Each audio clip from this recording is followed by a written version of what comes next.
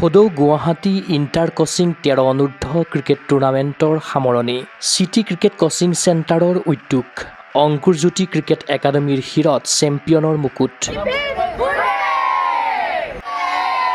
দিছপুৰৰ জনতা ভৱন খেলপথাৰত দেওবাৰে অন্ত পৰিল প্ৰয়াত ৰছিদ খান আৰু প্ৰয়াত কাছিব খান সোঁৱৰণী সদৌ গুৱাহাটী ইণ্টাৰ কোচিং 13 অনূৰ্ধ্ব cricket tournament 2026। City cricket coaching চেণ্টাৰৰ উদ্যোগত অনুষ্ঠিত এই প্ৰতিযোগিতাত অংশগ্ৰহণ কৰিলে 12টাকৈ ক্ৰিকেট দলে। অংশগ্ৰহণ কৰা 12টা দলৰ ভিতৰত we are north east, Ankurjyoti cricket academy, Rhineland, Gordon, city cricket club, city cricket coaching centre আদি অন্যতম। দেওবাৰে অনুষ্ঠিত হ'ল 13 অনূৰ্ধ্ব ক্ৰিকেট টুৰ্ণামেণ্টখনৰ ফাইনেলৰ মহাৰণ। খেলপথাৰত নামিল অংকুৰজ্যোতি ক্ৰিকেট একাডেমী আৰু চিটি ক্ৰিকেট ক্লাব। প্ৰথমে বেটিং কৰি 35 অভাৰত আটাইকেইটা উইকেট হেৰুৱাই অংকুৰজ্যোতিয়ে সংগ্ৰহ কৰে মুঠ 180 ৰান। প্ৰত্যুত্তৰত 29.3 অভাৰত 5টা উইকেট হেৰুৱাই চিটি ক্ৰিকেট ক্লাবে 130 ৰান সংগ্ৰহ কৰোঁতেই মেচখনত বৰষুণে দিয়ে বিধি পথালি। ফলত DLS পদ্ধতিত 21 ৰানৰ ব্যৱধানত জয়ী হৈ চেম্পিয়নৰ ট্ৰফি হাতত তুলি ল'লে অংকুৰজ্যোতি ক্ৰিকেট একাডেমীয়ে। আনহাতে ৰানাৰ্ছ আপ ট্ৰফি হস্তগত কৰিলে চিটি ক্ৰিকেট ক্লাবে। প্ৰতিযোগিতাখনৰ সন্দৰ্ভত জনালে চিটি ক্ৰিকেট কোচিং চেণ্টাৰৰ স্বত্বাধিকাৰী গৌতম হাজৰিকাই। 13 খেলাখন এবাৰ ফাৰ্ষ্ট টাইম পাতিলোঁ আমি ৰছিদ খান আৰু সাকিব খানৰ নামত। আমাৰ যি SK স্পৰ্টছ আছে অ'নাৰ, তেখেতৰ পিতৃ আৰু ভাতৃ হয় এওঁলোক দুজন। তো তেওঁৰ লগত আলোচনা কৰি মই ভাবিলোঁ কি যেতিয়া আজিকালি আণ্ডাৰ 14 খেলা হয়, লিটল যি আছাম টীমৰ যি খেলা হয়, ছোৱালীৰ 15 হয়, ল'ৰাৰ 14 হয়, তো আণ্ডাৰ 13 খেলাখন খুব ইম্পৰ্টেণ্ট গুৱাহাটী ল'ৰাৰ কাৰণে। চ' সেই ভাবি মই 13খন পাতিলোঁ, ছাকচেছফুল হ'লোঁ। ল'ৰা দেখা পালোঁ, কিছুমান ভাল ল'ৰা আছে। তেনেকৈ মোৰ উইকেট কিবা এটা চকুত পৰিলে, তেনেকৈ বলাৰ বেটছমেন চকুত পৰিছে, বলাৰ আছে। তেওঁলোকক যদি ভালকৈ হৈ যায় কৰাই, তো তেওঁলোকে চাইন কৰিব পাৰিব গুৱাহাটীৰ পৰা। আমি গুৱাহাটীৰ ল'ৰাখিনিয়ে বিশেষকৈ গুৰুত্ব দিছোঁ। তো আজি ছেক্ৰেটেৰীও আহিছিল, ছেক্ৰেটেৰীৰ লগতো কথা পাতিছোঁ। আমাৰ গুৱাহাটী স্পৰ্টছ ছেক্ৰেটেৰী নাছিৰুল খান, চিলেক্টৰ আছে, চিলেক্টৰৰ লগতো কথা পাতিছোঁ, যাতে এই ল'ৰাবিলাকক পিক আপ কৰি তেওঁলোকক আগুৱাই নিব লাগিব। আৰু এই 14 টুৰ্ণামেণ্ট খেলাব হ'লে আপুনি 11-12 বছৰৰ পৰা তেওঁলোকক টুৰ্ণামেণ্টৰ হেৰিটো দিব লাগিব। টুৰ্ণামেণ্ট কেনেকৈ খেলে, মানে লং ভাৰ্চনৰ খেলাটো দিলেহে তেতিয়া পাৰিব। এনেই ক'লেতো নহ'ব যে বল ৱাইড দিছে, অমুক কৰিছে, তমুক কৰিছে।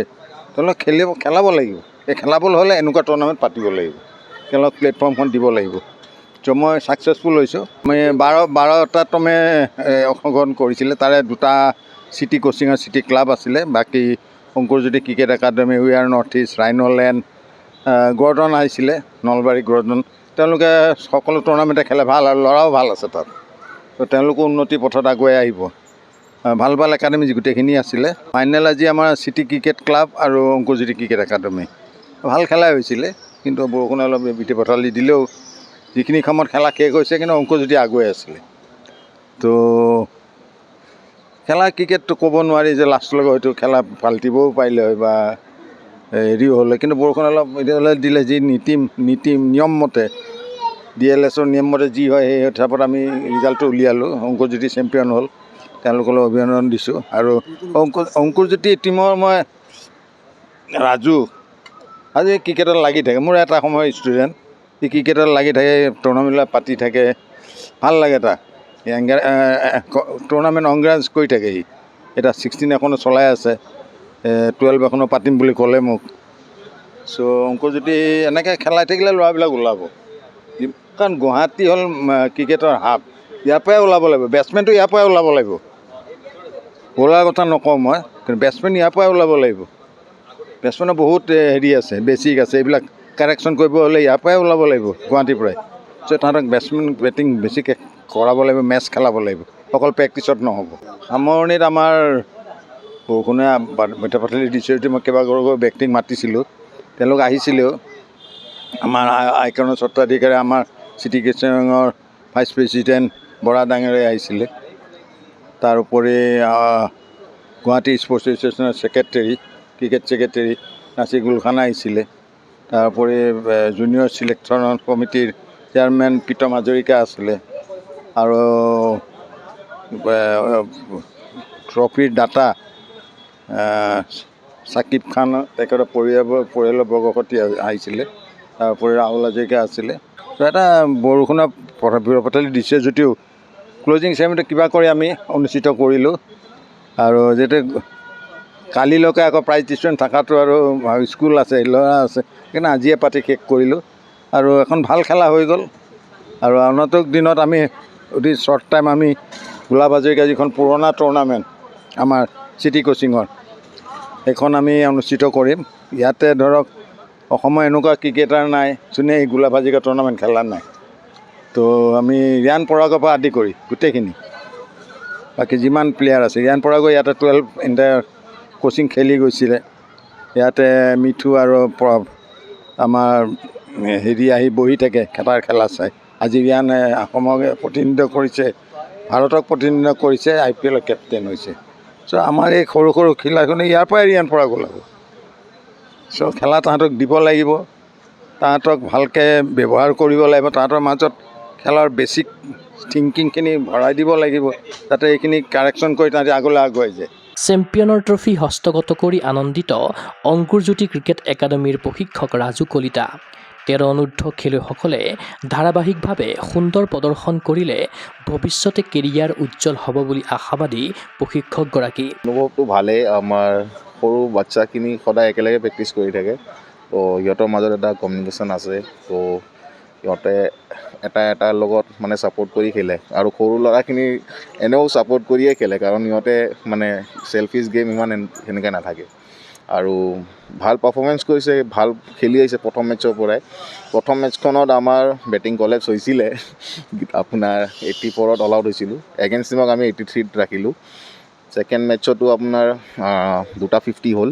দক্ষ বৰুৱা, মাহিত গোস্বামী 2টা 50 মাৰিলে। ৰোশন চেত্ৰী ভাল বলিং কৰিলে, তাতে জুনদে ভাল বলিং কৰিলে। কোৱাৰ্টাৰ ফাইনেলতো আমাৰ মাহিত গোস্বামী 78 নে কিমান মাৰিলে। ছেমি ফাইনেলটো মাৰিলে 76 নে কিমান মাৰিলে। আপোনাৰ বাকীখিনি বলাৰখিনি মানে ভাল ডিচিপ্লিনত বলিং কৰি গৈছে আমাৰ। হয়, উইকেট কিপাৰ আমাৰ ৱাজবীৰ হুছেইন বহুত ফাষ্ট উইকেট কিপিং কৰিছে। কিছুমান মানে আপোনাৰ ষ্টাম্পিং কৰিছে আৰু বহুতকেইটা কেটচো ধৰিছে।